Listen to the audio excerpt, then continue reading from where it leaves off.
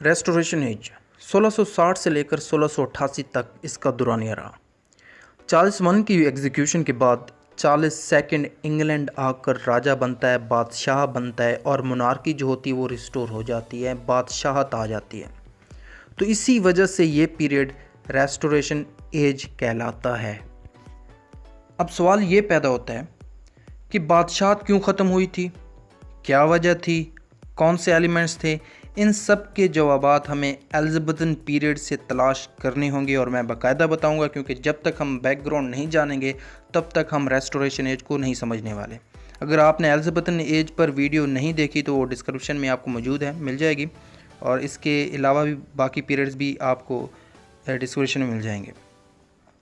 अच्छा, तो दोस्तों 1603 में हुआ कुछ यूँ कि एलिज़ाबेथ मर गई थी। अब जब एलिज़ाबेथ मरी तो 1603 में एलिज़ाबेथ के बाद जैकोबियन एज आ जाती है। अब जैकोबियन एज क्या है, क्योंकि एलिज़ाबेथ तो मर जाती है। एलिज़ाबेथ के बाद अब ये बात आपने लाजमी याद रखनी है कि एलिज़ाबेथ के मरने के बाद एलिज़ाबेथ वारिस नहीं होता और क्या होता है कि वो वर्जिन क्वीन होती है, ये भी उसका एक टाइटल है। उसने कभी शादी नहीं की होती, तो वारिस नहीं होता, तो अब हुकूमत किसको दी जाए। तो अमरा ने, जो लॉर्ड्स थे, उन्होंने ये सोचा क्यों ना एलिज़ाबेथ के रिश्तेदारों में से किसी को हुकूमत दे दी जाए। तो जो सबसे काबिल था स्कॉटलैंड का किंग, उस वक्त वो वहाँ पे हुक्मरानी कर रहा था, जिसका नाम था किंग जेम्स। ये एलिज़ाबेथ का रिलेटिव था।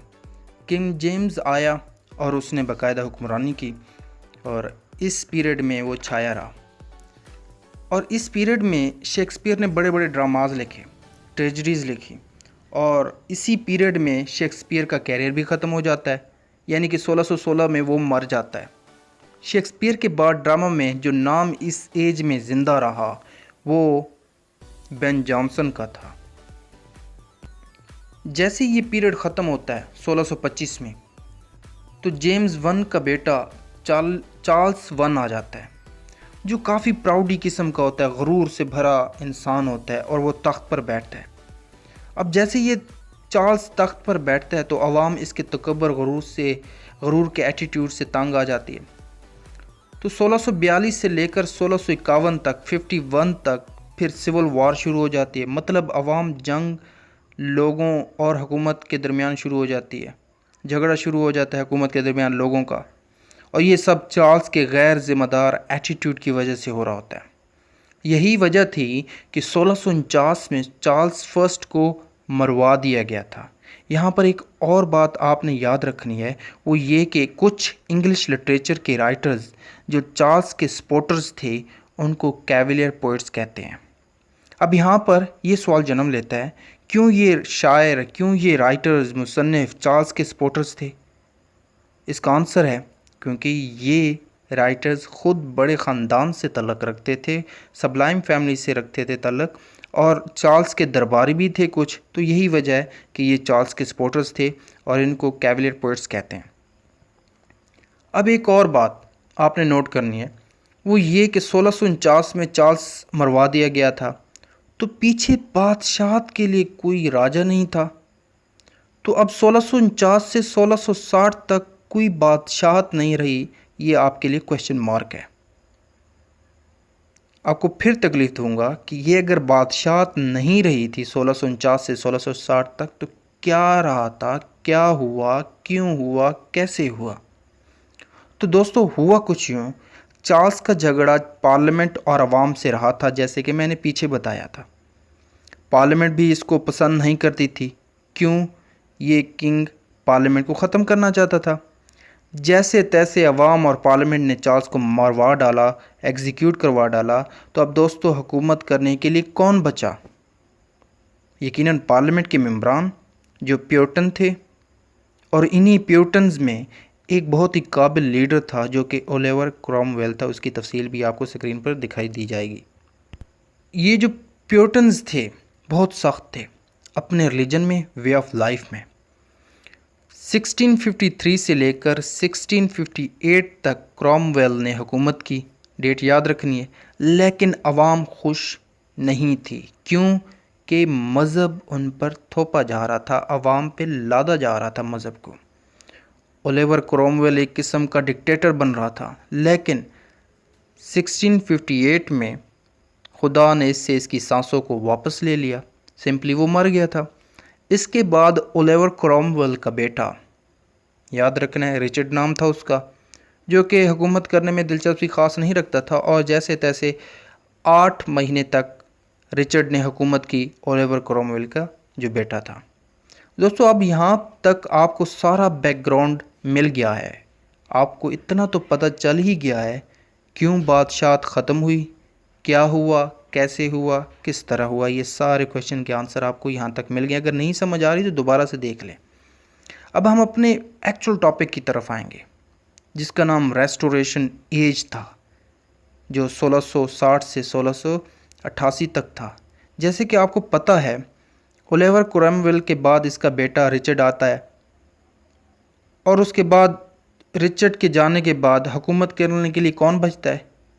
यकीनन प्यूरिटन्स में तो कोई नहीं आता हुकूमत करने के लिए। तो क्या हुआ कि चार्ल्स वन का जो बेटा था, जिसका नाम चार्ल्स द सेकंड था, जो कि फ्रांस में था, उसको वापस बुला लिया जाता है और वापस बुलाकर उसको तख्त पर बैठा दिया जाता है। जैसे ही चार्ल्स द सेकंड तख्त पर बैठा तो बादशाह फिर से वापस आ गई। दोस्तों, जैसे इसका बाप चार्ल्स वन था, प्राउडी किस्म का गैर जिम्मेदार इंसान, बादशाह, लेकिन जैसे चार्ल्स सेकंड आया तो ये अपने बाप की तरह नहीं था, ये बहुत मुख्तलिफ और अलग था। चार्ल्स सेकंड अदब से, आर्ट और लिटरेचर से मोहब्बत करने वाला साबित हुआ। इसने थिएटर रीओपन कराए, क्योंकि इसने फ्रांस में अदब को देखा था, थिएटर्स को देखा था और लिटरेचर से प्यार देखा था। यही वजह थी कि इसके दौर में थिएटर फिर से रीओपन हुए, और वो भी दोस्तों 18 साल के बाद। ये सब तो हो गया, ये सारी चीज़ें मैंने आपको बता दी पॉलिटिक्स के मुतालिक। अब बात कर लेते हैं इसी एज के ग्रेट इंग्लिश लिटरेचर के राइटर्स के, उनके काम के मुतालिक बात कर लेते हैं। मुख्तसर मैं बताऊंगा, लेकिन स्क्रीन पे आपको मैं तफसील भी आपको स्लाइड की सूरत में दे दूंगा। उनमें जो नाम थे, जो जॉन ड्राइडन, बनियन, जॉन मिल्टन और बाकी भी राइटर्स हैं, उनका भी मैं बता दूंगा आपको। रेस्टोरेशन पीरियड में लिटरेचर के जो हीरो थे वो जॉन ड्राइडन थे, या फिर मैं यूं कहूं कि रेस्टोरेशन एज को ड्राइडन एज कहा जाए तो गलत ना होगा। इस एज में सब ऑथर्स में सबसे बड़ा जो नाम था, जो काम था, वो जॉन ड्राइडन का था। ये एक पोइट, लिटरेरी क्रिटिक और प्ले राइट भी थे। उन्होंने पूरे रेस्टोरेशन एज को डोमिनेट किया। इसकी तफसील जॉन ड्राइडन की मैं स्लाइड की सूरत में आपको दे दूँगा, ताकि आपको मज़ीद भी इन्फो मिले, और वीडियो को मैं लंबा नहीं करना चाहता, इसीलिए मैं आपको मुख्तसर बता रहा हूँ। और दोस्तों, जॉन ड्राइडन के मतलब दूसरी बात बता दूं कि हीरोइक कपलेट को मुतारिफ़ कराने वाले, इंट्रोड्यूस कराने वाले जॉन ड्राइडन थे इंग्लिश लिटरेचर में, और अलेक्जेंडर पोप ने बाकायदा अपनी शायरी में हीरोइक कपलेट को इस्तेमाल किया। दोस्तों, यहाँ पर एक बात दूसरी आपने लाजमी नोट करनी है कि हीरोइक कपलेट को चौसर भी इस्तेमाल उसने भी किया था, जफ़ी चौसर ने अपनी पोइम्स में, जिसका नाम कैंटरबरी टेल्स और लेजेंड ऑफ वुमेन, वहाँ पे भी आपको हीरोइक कपलेट देखने को मिलेगा। जॉन ड्राइडन इसका जो मशहूर वर्क है वो फ्लैक्नो था, और ये जो फ्लैक्नो था, ये वर्क उसने अपने दोस्त कहा जाए या उसी दौर के एक मशहूर शायर जिसका नाम थॉमस शैडवेल था, उस पर एक डायरेक्ट अटैक था उसकी शायरी पर। दोस्तों, इस दौर के एक और बहुत मशहूर फ़िलासफ़र हैं जिसकी तफसील आपको स्क्रीन पे नज़र आएगी, जिसका नाम जॉन लॉक है। अब बात करते हैं इसी एज के और राइटर्स की। जॉन ड्राइडन की बात हो गई। विलियम कंग्रीव हैं, ये एक प्ले राइट थे, उन्होंने कॉमेडीज़ लिखी। इस एज में दोस्तों सेक्स पर लिखना कॉमन हो गया था, और विलियम कंग्रीव ने भी इस पर कुछ लिखा, और इसके कुछ जो प्लेस हैं, the way of the world, love for love और बाकी भी तफसील आपको स्क्रीन पे मिल जाएगी विलियम कंग्रीव के मुतालिक। जॉन मिल्टन, इसके मुतालिक मैं लेक्चर दे चुका हूँ पिछले लेक्चर में, वो आपको डिस्क्रिप्शन में मिल जाएगा। विलियम वाइचरले, ये फ्रांस में रह रहे थे, प्ले राइट थे।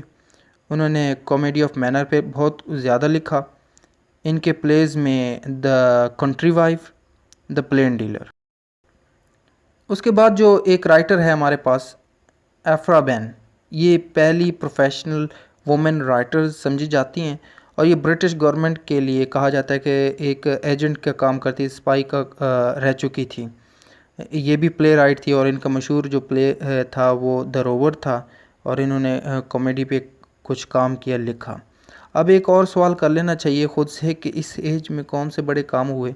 यकीनन जो काम हुए वो कॉमेडी ऑफ मैनर पे बहुत ज़्यादा काम किया गया, स्टार लिखी गई, हीरोइक का प्लेट, सोशल लाइफ पे डिस्कशन हुई थी, पॉलिटिक्स इसमें देखी गई, फ़ैद पे बात हुई, रेस्टोरेशन ऑफ मोनार्की, बादशाहत वापस आई थी, थिएटर्स रीओपन हुए थे और फ्रेंच लिटरेचर का इन्फ्लुएंस हुआ था। और ये दूसरा सवाल आपने और कर लेना है कि फ्रेंच लिटरेचर क्यों यहाँ पे इन्फ्लुएंस नज़र आया इस एज में, क्योंकि चार्ल्स द सेकंड फ्रांस में रह रहे थे। वहाँ पे उन्होंने फ्रांस की लाइफ को देखा, आर्ट को देखा, थिएटर्स को देखा और लिटरेचर से उनको मोहब्बत हो गई। जैसे वो चार्ल्स सेकंड कहाँ पे आए, इंग्लैंड में आए, उन्होंने बादशाहत को संभाला तो उन्होंने वही चीज़ें इंग्लैंड में नॉफिस कराई, इम्पोज कराई और अपने राइटर्स में उन्हीं चीज़ों को दिखाया और ये चीज़ें दोबारा से हमें फ्रेंच लिटरेचर की सूरत में नज़र आया। अब चार्ल्स सेकंड के बाद अब ये बात आपने माइंड में रखनी है कि चार्ल्स सेकंड की जो मौत थी वो उसका वक्त करीब आ गया था, क्योंकि चार्ल्स सेकंड की जो बॉडी थी, इंटरनल बॉडी के आर्गन्स, उनमें ब्लीडिंग शुरू होने लगी और इसी के साथ 1685 में चार्ल्स सेकंड मर जाता है। कोई वारिस नहीं होता तो चार्ल्स सेकंड का भाई जेम्स सेकंड तख्त पर बैठता है।